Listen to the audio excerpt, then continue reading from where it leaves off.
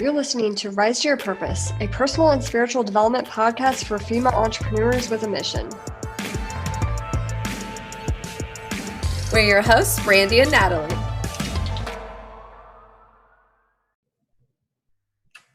Hi, friends. Happy Monday. We are Brandie and Natalie, and we're the founders of Victorious Entrepreneurs Rising, and we love helping women rise to their purpose and build a mission-driven business with a kingdom impact that works for you. Today we want to talk about seasons, and we all have different seasons of life in our businesses, and sometimes we question, what is that right direction, or what is that next step that we're supposed to take? And so today we wanted to talk about how to know when you're supposed to sit, stretch, or walk in your business. We have a couple verses that have inspired this topic, and Natalie, do you want to share the verses? Yeah, so the verses, if you want to write these down or go check them out, that we're going to be kind of where this topic kind of stems from is Matthew 9 verses 20 through 22, Mark 5 verses 25 through 34, and Luke 8 verses 43 through 48. And then also John 5 and Matthew 14 we'll also talk about, which are some pretty common parables and stories shared in scripture. And we found that they definitely can speak to us in our season of building, in your season of building your businesses and the different seasons that come while you're building your businesses. And so we're going to kind of talk about what does that, because everyone talks about that entrepreneur roller coaster that we can go through.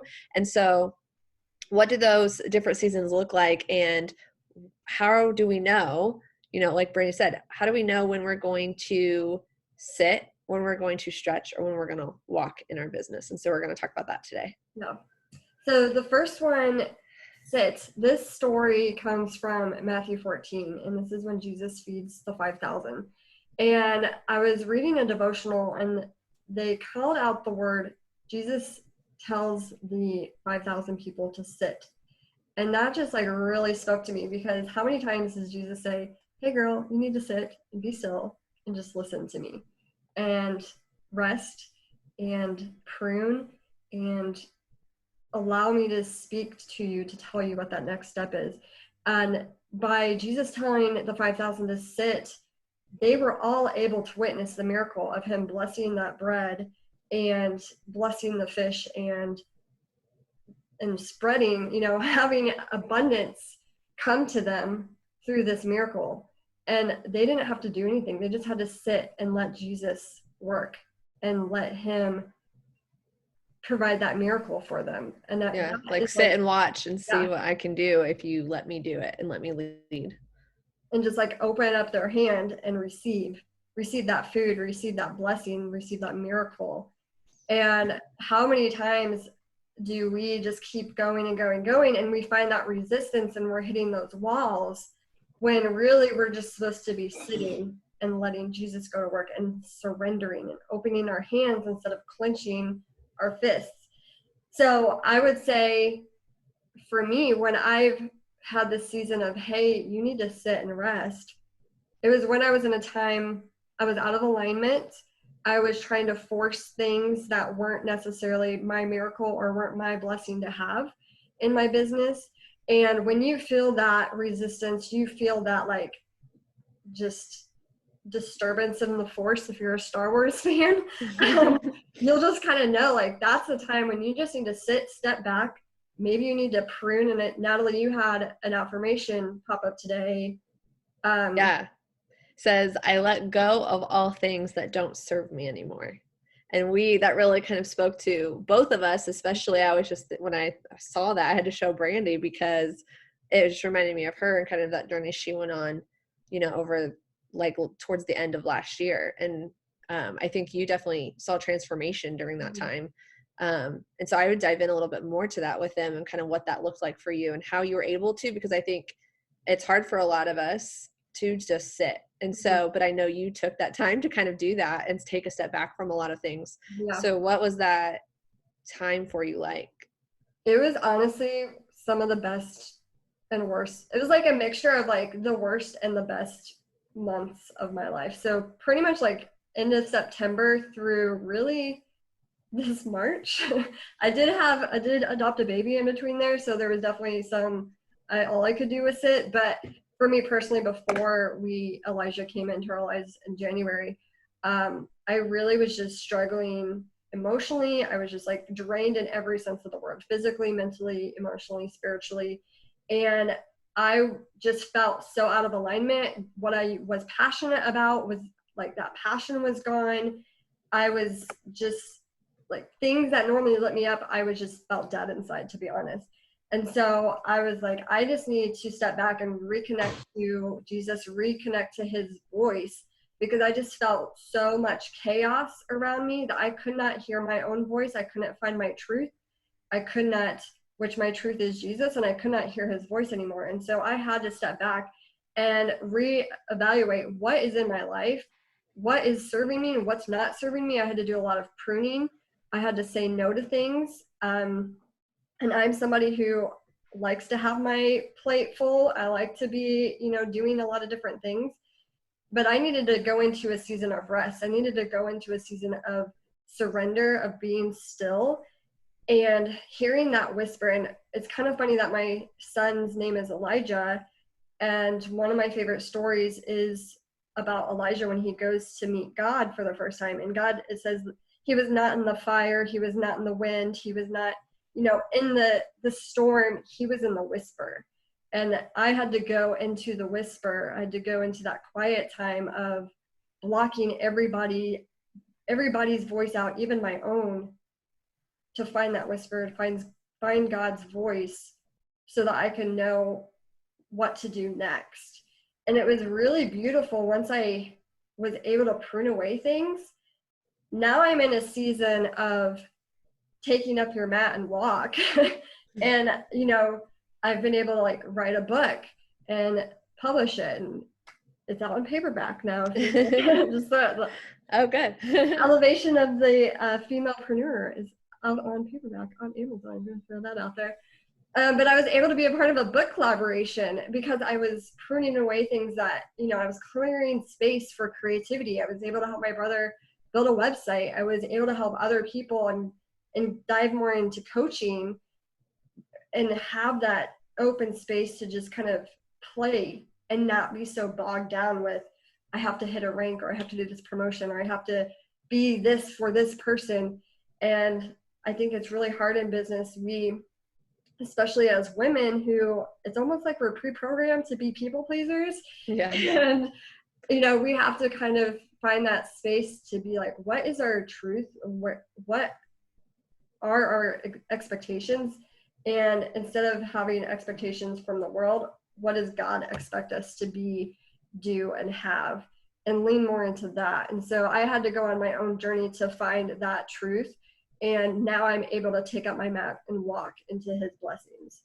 Yeah. And I've definitely seen that. I mean, just seeing where you were and where you are now. And I think that was very, I don't know what the word would be, maybe like courageous or bold, or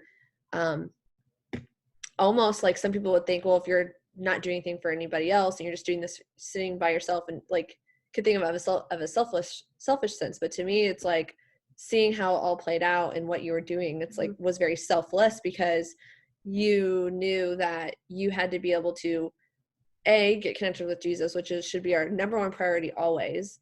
But then it allowed you to really show up then as like your authentic self, and like be able to take care of your family, take care of now your clients, and all those things that are important to you. And that is something that we really share a lot with our community and our purpose partner group, and with other Victorious Entrepreneurs Rising, because knowing your boundaries and your core values are so important, and staying true to those, and like being okay, like Brandie said, to let go of the things that don't serve you, and let go of the needs or wants of others if it's not fitting in with your main values or boundaries of what they are now. It's okay to say no to things and come to it later. Or, just for example, if you don't want to work on the weekend, don't work on the weekend. You can respond to people on a Monday. So however that needs to look for you.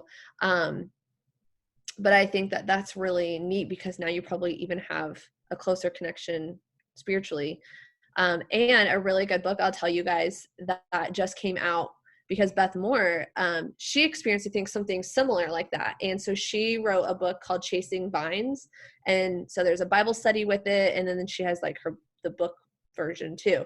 And so I would definitely check that out, because it really talks about what that looks like and feels like to really go through that pruning and go through letting, Jesus really lead you and be the core of you, so that you can bear fruit, so that we can be more fruitful, and not fruitful necessarily and always talking about money, or how many more leads can we get or prospects, but fruitful in the sense of using those fruits of the spirits more the fruit of the spirit more in our life throughout each day. And how many more people can we also lead to Jesus on our path of also building up a business? Yeah. So then the next season that you might be in is maybe stretching. And so in the first verses that Natalie talked about were Matthew 9, Mark 5, and Luke 8. You can find the story of the bleeding woman. And Jesus is just walking through a crowd, and he feels his power come out of him, because this woman stretches out her arm, because she had so much faith. She just stretched it. She's like, if I can just touch the hem of his garment, I know I can be healed. And I don't know why coming up for me right now. I love this story. Yeah, just like that so strong faith that she had. Like you said, if she's like, I can just touch him, I'm going to be healed like this. Mm-hmm. And so how oftentimes do we have faith? Has been a very, what's the word? It's like coming up a lot, like been very prevalent lately in a lot of different things I'm reading. And I almost feel like God is even telling me I need to be more, like have more faith in him, and talking about the mustard seed. Like if, and being able, would I actually believe that I could move a mountain if I told it to move in Jesus' name? Like, and I think, and personally, I think when I think of that, I'm like, no, I don't think I couldn't make it move. I just don't think it's possible. And I love though that she shows what is possible when we have, even the smallest, amount of faith. Like if we truly believe in it, I think that's the biggest difference is, do you believe what you're saying and what you're asking and what you're wanting? And do you believe that you will have it? Mm-hmm. And I think that's the biggest breakthrough, is when you can believe it. And like you said, receive it, be willing to receive it, and push that doubt aside. I think that's really when that faith comes out, and when you see miracles and things truly happen. Mm-hmm. Yeah. And just stretching yourself to step into that faith, and maybe stretching for you is learning a new skill, getting out of your comfort zone and trying something new, or, diving into Facebook Lives, or like us starting this new podcast. And, you have that whisper in your heart and you're like, you need to be doing this. You need to be doing this. Well, stretch out and just believe that this is what God's calling you to do, and step into that calling. And those steps are going to open for you, and which kind of leads us into the next verse. Yeah. Which I have and this is, I think, segues perfectly, because in John chapter 5 and verse 6, he says, would you like to get well? Right? Jesus asked the man, like, do you want this? And so I think that's us. Like if we are stretching out and we start taking, now we get into the part of like starting to take those steps. Like you have to be willing to take the steps to act on what you're feeling, because you can't, if you sit there and just keep overthinking it, or not, and you just keep telling, I don't know. How are you ever going to know if you don't actually try and don't actually attempt? Because there's a reason that you're thinking the same thing over and over again, or feeling the same way over and over again. And so you just have to just do it. Like, I know it sounds so easy to say, right? But it does come down to like, just muster up that confidence, put up words of affirmation, like whatever it's going to take, speak to yourself, put on some worship music, anything that's going to like pump you up, and then like take that action, and then see where God leads you, and like pray about it. And he's not going to like, he's going to have your back. He's not going to abandon you. Exactly. And so he's going to ask you, if you are setting these goals or you have these dreams, he's asking you, well, do you really want it?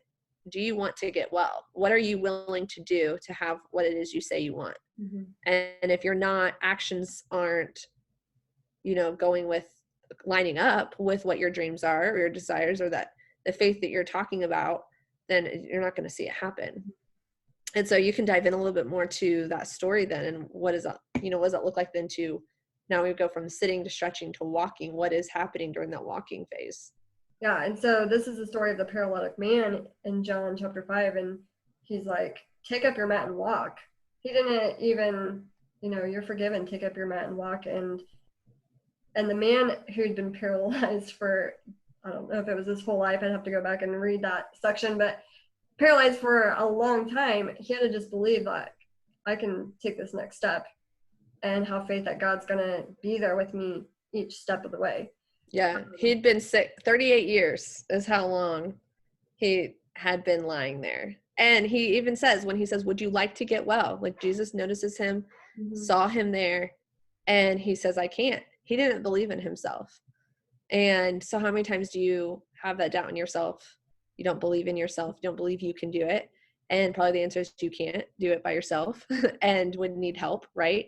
And that's what he says. The sick man says, for I have no one to put me into the pool when the water bubbles up. Someone else always gets there ahead of me. So when he says that, it's also kind of like making an excuse in a sense. And he may be right. It probably, obviously, that would be difficult if there's not someone there to help them. It's always good to have your tribe of people around, people who you can count on and support you. But he also, that was kind of his excuse for why he wasn't getting to where he needed to go. He was relying too much almost on other people. And so then I love right after that, Jesus told him, stand up, pick up your mat and walk, with an exclamation point. So he's like commanding him, and he's like, do this. Now, oftentimes I wish that that's how loudly or how like, firmly we could hear. Right. It's like, if we could just see it, or have it like completely spoken, and some people do, which is amazing. But like she said, you have to sometimes go back to that whisper, that still small voice, and let the Spirit really lead you. And what's going on inside of you. People call it intuition, but it's really, you're being Spirit led. And so stand up, pick up your mat and walk. Stand up, go do that Facebook Live. Stand up, go send out that message, or go lead a group, like whatever, where you feel like this is what I need to get me to this place. What does that look like? What does that roadmap kind of look like? And it's going to look a little bit different for everyone, because again, we're all being led by the Spirit, and not everybody's business is going to, you're not going to get from A to Z the exact same way that the next person did. But everyone's going to take similar steps forward if they want to get there. And so I think and he says, instantly the man was healed, and he rolled up his sleeping mat and began walking. And so I think that's where we're at right now, is like realizing that potential you have within you, realize the capabilities and qualities you have within you, know that you don't need to do it all in your own strength, but you need to believe what God is saying and telling you, and you need to do something about it. Yeah.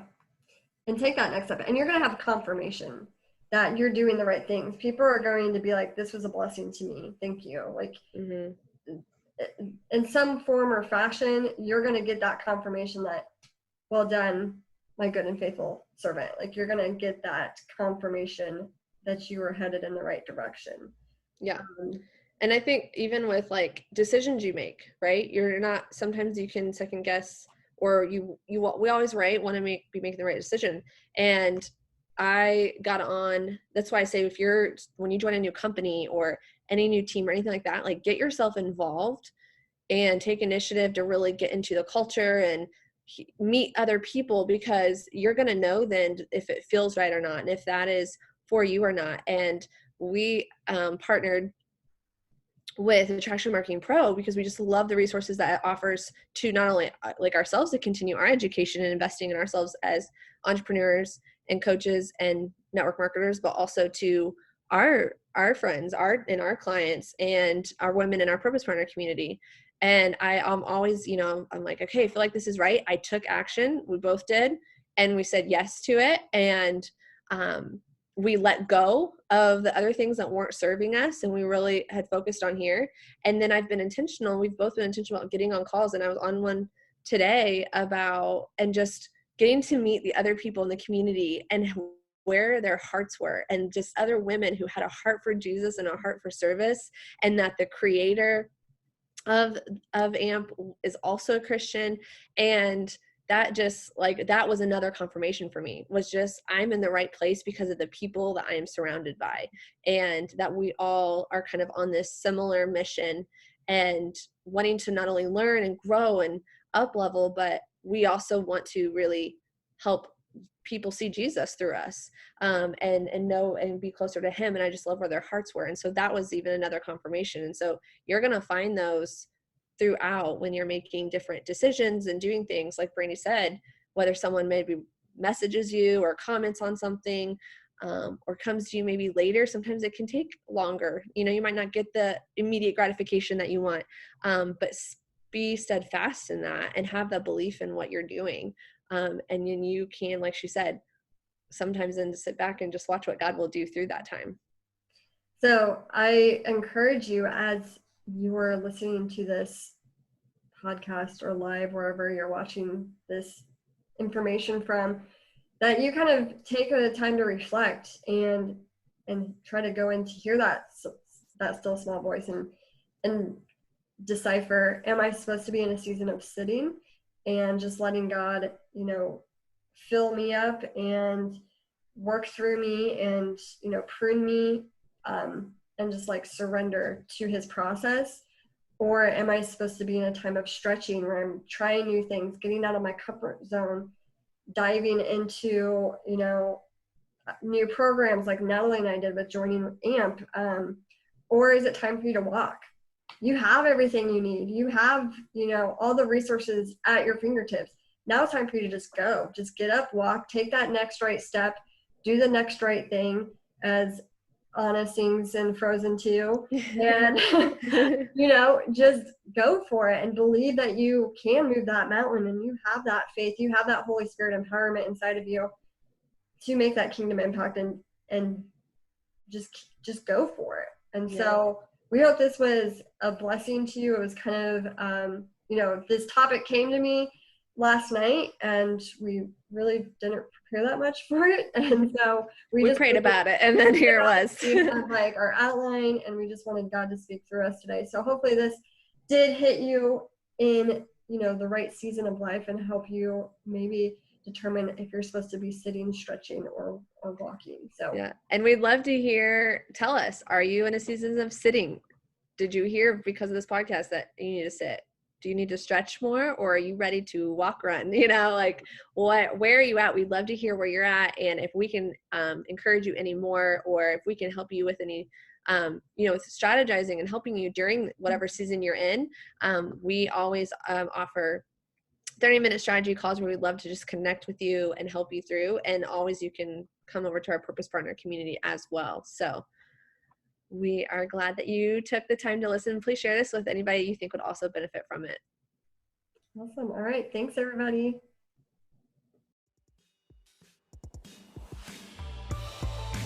Rise Your Purpose will be a weekly podcast. Our hope is to inspire and educate you on your entrepreneurial journey to help you fuel your passions, live your purpose, and build a business that works for you. You can subscribe, rate, and comment on any podcast app. We'd love to hear from you. It makes us so happy to see you tuning in to the show. So if you're on Instagram, let us know what your favorite part of the show was by taking a screenshot of the episode you tuned into and tag us at Live Victorious on your story. Let us know what your favorite quote or takeaway from the episode was so that we can be inspired to keep creating content like this for you. To learn more about us and get involved with our community of mission-driven entrepreneurs, join our Facebook group, Purpose Partners, where we partner together in faith and business. So until next time, build a business that works for you and stay in alignment with your mission.